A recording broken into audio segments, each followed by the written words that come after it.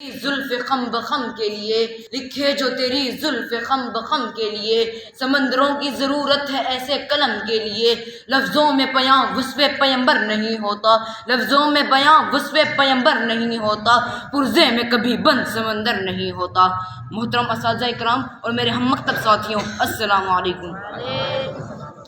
میرا نام محمد احمد جمال ہے اور آج مجھے جس موضوع پر لب کشائی کرنے کا موقع ملا ہے وہ ہے محسن انسانیت حضرت محمد صلی اللہ علیہ وسلم۔ جناب صدر، انسانیت ان کی روشنی سے دور، بے نور، زخموں سے چور، حالات کی بدحانیوں سے مجبور، سسکتی بلکتی زندگی کی آخری سانسیں گن رہی تھی، تہذیب بد تہذیبی کا چلن چل رہی تھی، انصاف نا انصافیوں اور عدل بے عدلیوں کا شکار تھا، صنف ناسور کے ساتھ حیوانوں سے بھی بدتر سلوک ہو رہا تھا، انسانیت پر نفسانیت اور شربانیت غالب آ چکی تھی، جبھی خالق کے بجائے مخلوق کے سامنے سجدہ ریز تھی، ان سے اخوت، تکبر اور نخوت کا نور تھار چکی تھی، ظلم و فساد، جدل و جدال تھا، کبھی پینے پلانے پر لڑائی تو کبھی اونی کے آگے بڑھانے پر لڑائی، غرض جو بھی برائی تھی سب ان میں پائی جاتی تھی، نہ تھی شرم و حیا آنکھوں میں، گھر گھر بے حیائی تھی، پورا معاشرہ ذہنی انحطاط اور فکری انتشار کا شکار تھا، ابن آدم ہر قسم کی معاشی اور معاشرتی برائیوں کا پیکر مجسم بنا ہوا تھا۔ ان انسانیت سوز اور اخلاق باختہ حالات کو دیکھ کر معاشیت عزی جوش میں آئی تو محسن انسانیت سر چشمہ ہدایت سید الکونین محمد عبدی صلی اللہ علیہ وسلم کی آمد ہوئی۔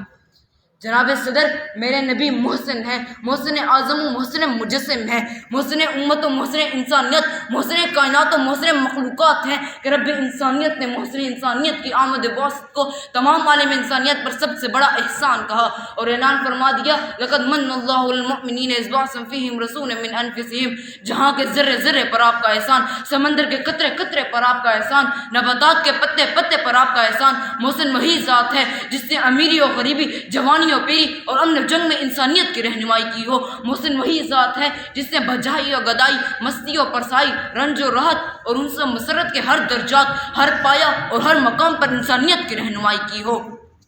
ان کے فیض کرم سے یہ بنجر زمین، ان کے فیض کرم سے یہ بنجر زمین بیش قیمت خزانے اگلنے لگی، بیش قیمت خزانے اگلنے لگی، خشک صحراؤں میں آ گئی تازگی، خشک صحراؤں میں آ گئی تازگی، دیکھ ساروں میں تہذیب بلنے لگی۔